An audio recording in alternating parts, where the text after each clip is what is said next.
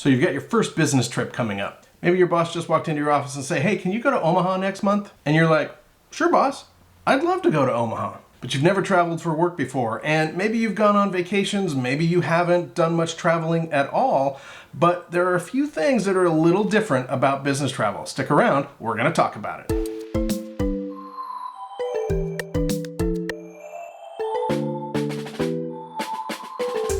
Hello and welcome to the Isler Window YouTube channel. My name is Brent and the goal of this channel is to make your life on the road easier and more pleasant.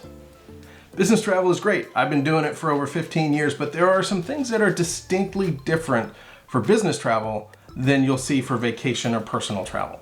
If you can follow these 10 tips, then you'll be a road warrior in no time. So the absolute most important thing that you have to do when you're traveling for work is know your company's travel policy. Seriously, if you don't know what it is, go find it right now, read it, and follow it. There's often a lot of really tricky rules, both about how you book your travel, when you can travel, whether there are specific airlines or hotel chains that you have to use, and make sure that you are following all of those, because I actually read a great blog article that said that if a boss is looking for a way to fire somebody, one of the easiest things they can do is look at how they comply with the company travel policy, because you're always going to make some mistake. Make sure that you are limiting those mistakes. Also, it's very important that you remember that you are representing your company or your organization at all times during the trip. From the time you leave home until the time you return home, you are on the clock. At night, in the morning, in your hotel, at the club, wherever it is that you are, if you're on a business trip, you are representing your organization. So make sure that you are following the rules and giving a good impression about your company to everyone that you meet. Tip number 2 is to schedule smart. And what I mean by that is don't cut your travel times too close either to when your meetings or business events happen or to when they end. I see far too many people sitting in a meeting that they thought was going to end at, say, 2 o'clock, and they've got a 5 p.m. flight, and it's like 2:05, 2:10, and they're like stressing that they have to get out of that meeting, cut it short so that they can get to the airport in time.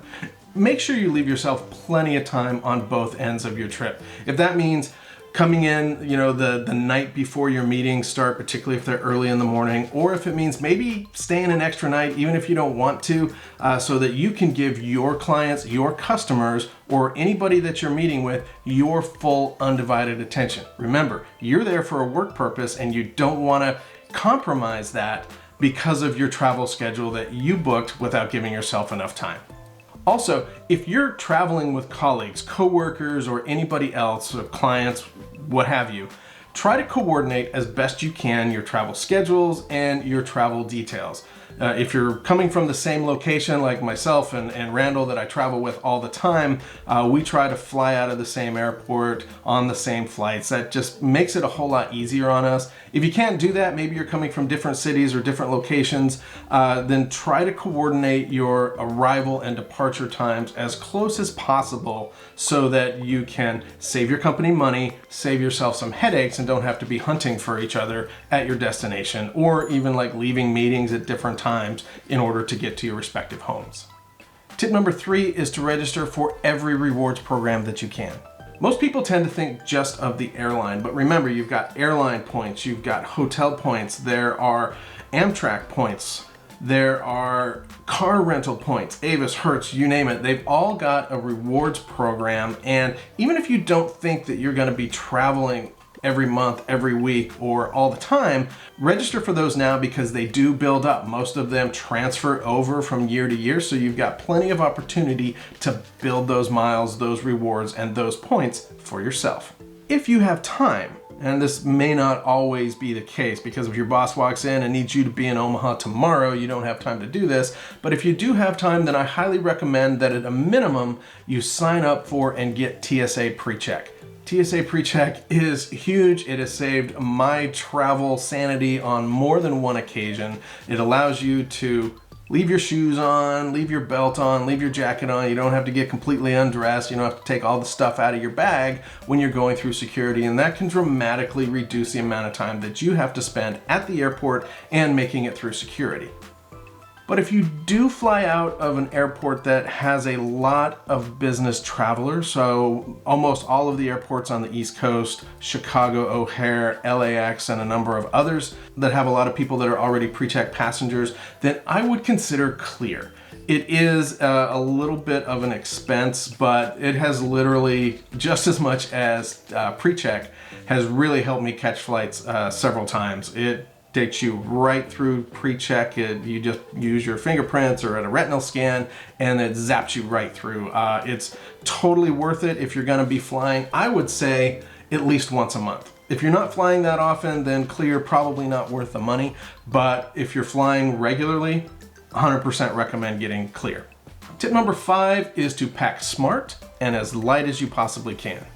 Almost every travel blog that you read will tell you never, ever, under any circumstances, check a bag.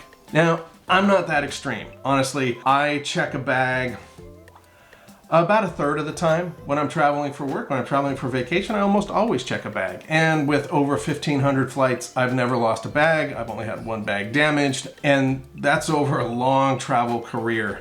However, I do think it is important that you only take what you need and that you travel light, and make sure that when you're making your packing decisions that you're like, am I going to use this? Is this necessary?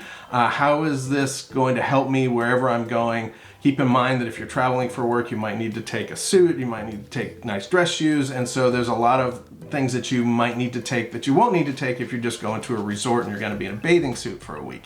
Sometimes it's just not possible to carry everything on that you need. For example, I spent a lot of my career doing conferences, and I often had to carry conference materials, equipment, swag, you name it. There was a lot of stuff that I had to take. We tried to ship some of it, but almost always had last minute things that I had to take. That was always too much to pack. Also, if you're an engineer, or if you have to take tools or sales collateral or product demos, those are probably better off in checked luggage because they tend to get large. So, and certainly if you're going to be golfing or skiing or hunting or anything like that, those are things that are not going to be allowed on a plane. So make sure that you're packing smart.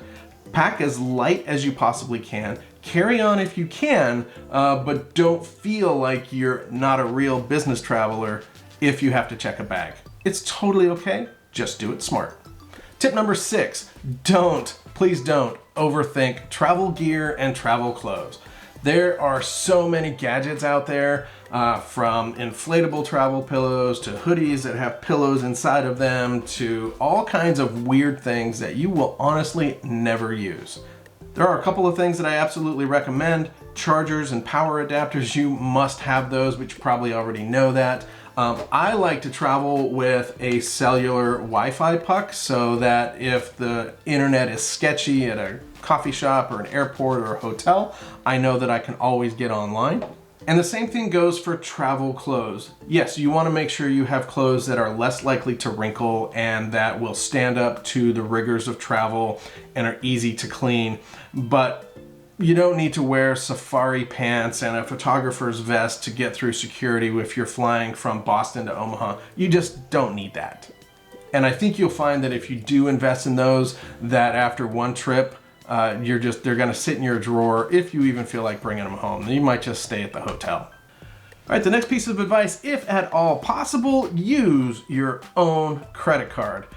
And if you don't have one already, make sure you get one that gives you travel points, whether it's specific to a rewards program like an American Airlines or a Hertz or a Hilton credit card, then use that. Or you might also look for one that gives you generic travel points that you can use on a lot of different hotels, airlines, and things like that.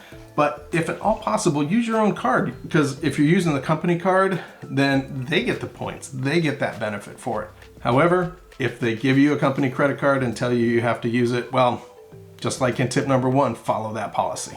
Tip number 8, get to the airport early. There's a lot of travelers that I think play it a little too close in getting to the airport, where they're like, I don't want to spend any extra time in airports than I have to, which I totally get it. And they'll get to an airport 45, 30 minutes before their flight is scheduled to take off.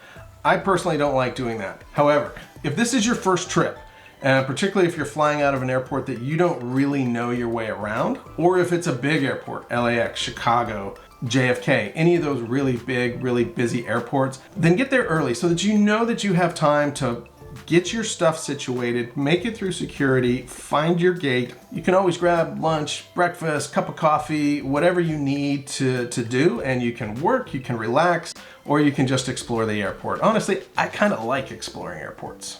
Tip number 9, keep your receipts. I can't stress this enough. You are going to have to do an expense report. Even if you're using the company credit card, you're still going to need to submit your receipts. You're going to need to justify everything that you spent money on that the company is either paying for or reimbursing you for. And then by all means, do your expense report as soon as you possibly can when you get back from your trip. Last thing you want to do is get like 1, 2, 3 months down the road, realize that you've got like $1,500, $2,000 worth of expense that you haven't been reimbursed for, and you're the one paying the interest on that. So get those in as soon as you get home.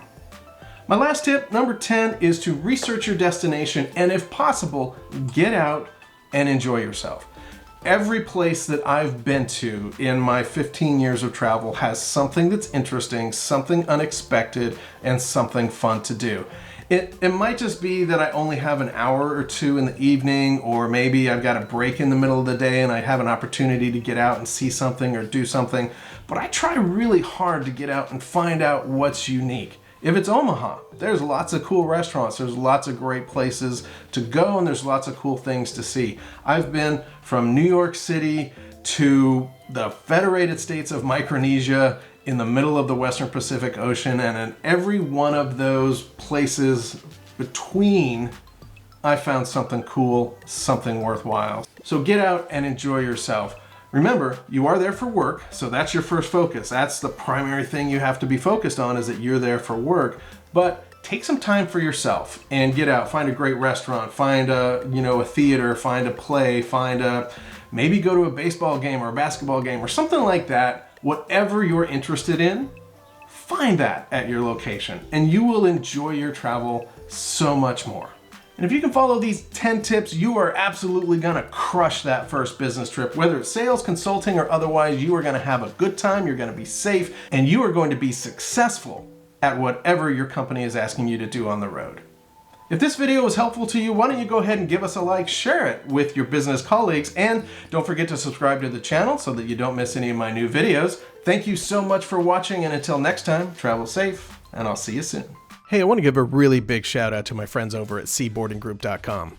They are one of the best business and frequent traveler blogs out there with a ton of travel advice, including an article that was the inspiration for this very video. So check them out. I put a link in the description box below. Thank you.